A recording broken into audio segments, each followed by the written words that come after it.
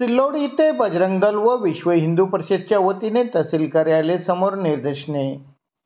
खुलताबाद येथील औरंगजेबची कबर ही काढून टाकण्यात यावी यासाठी विश्व हिंदू परिषद, बजरंग दल व तसेच संपूर्ण हिंदू संघटने एकत्र येत सिल्लोड तहसील कार्यालय समोर निदर्शने केले असून त्यानंतर रस्ता रोको आंदोलन करण्यात आला आहे। तरी सरकारच्या आमच्या आंदोलनाची दखल घेऊन त्वरित औरंगजेबची कबर काढण्यात यावी, अन्यथा यापुढे तीव्र स्वरूपाचे आंदोलन छेडण्याचा इशारा विश्व हिंदू परिषद व बजरंग दलांच्या वतीने सरकारला देण्यात आला।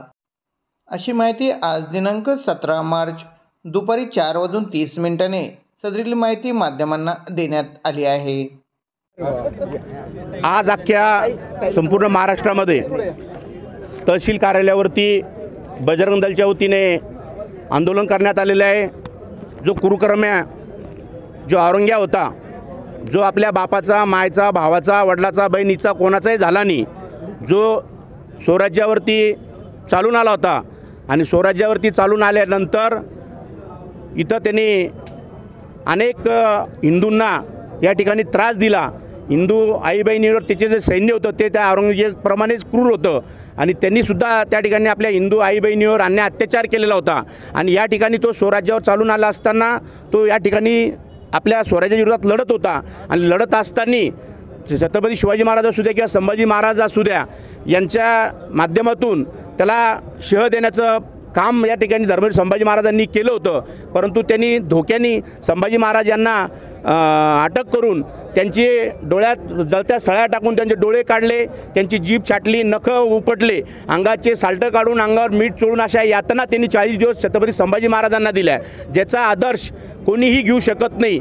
जे छत्रपती संभाजी महाराज, शिवाजी महाराज यांचे मूर्त्या आणि पुतळे उभारून आपण त्यांचा आदर्श घेतला पाहिजे। या औरंगजेबाच्या कबरीवर जाऊन डोकं टेकवत्या तर जसा औरंगजेब वागत होता किंवा जो क्रूरकर्म होता तर त्याचंच उदत्तीकरण करण्याचं काम काही समाज या ठिकाणी करतोय, जो देशविरोधी होता आणि जे त्या औरंगजेबाच्या कबरीवर जाऊन जे याच्यावर डोकं टेकवता तर ते सुद्धा हिंदू विरोधी असतील असा आमचा समज आहे। म्हणून या महाराष्ट्रामध्ये विशेष करून छत्रपती संभाजीनगर जिल्ह्यामध्ये खुलताबाद या ठिकाणी जी औरंगजेबाची कबर आहे तर ती कबर उखडून टाकण्यात यावी, काढून टाकण्यात यावी म्हणून बजरंग दलच्या माध्यमातून प्रत्येक तहसीलवर महाराष्ट्रामध्ये निवेदन देण्यात आलेले आहे। आजही या ठिकाणी सिल्लोड जिल्हा छत्रपती संभाजीनगर या ठिकाणी बजरंग दलच्या माध्यमातून औरंगजेबाची कबर उखडून टाकण्यात यावी म्हणून निवेदन देण्यात आलेले आहे। धन्यवाद। जय शिवानी, जय भवानी।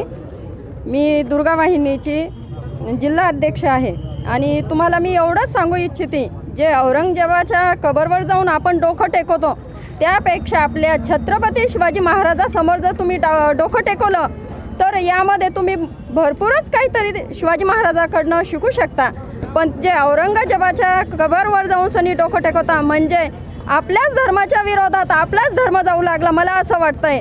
आणि आपले शेजारी काय म्हणतात, शिवाजी तर जन्माला यायला पाहिजे पण कोणाच्या घरी, शेजारच्या घरी असं म्हणू नका माता भगिनींनो। शिवाजी आपल्या घराघरामध्ये यायला पाहिजे, त्यावेळेस आपल्या आई आणि बहिणींचं सुद्धा रक्षण करता येईल। जर तुम्ही म्हणसान की मी शिवाजी महाराज तर जन्मला पण शेजारच्या घरी, पण ज्यावेळेस तुमच्यावर वेळ येईल त्यावेळेस तुम्ही काय करशाल? शेजारचा शिवाजी येत नसतो। ज्यावेळेस आहे ना, ज्या शिवाजीला जिजाऊ मातानं घडवलं, त्यांनी कसं घडवलं, त्यांनी प्रत्येक समाजामध्ये आई आणि बहिणीची इज्जत करायला शिकवली। त्यासाठी कृपया माझं एवढंच म्हणणं आहे माता भगिनींना की तुम्ही तुमचे मुलं शिवाजी महाराजासारखेच घडावा, छत्रपती संभाजी महाराजांसारखे घडावा, मला असंच वाटतं।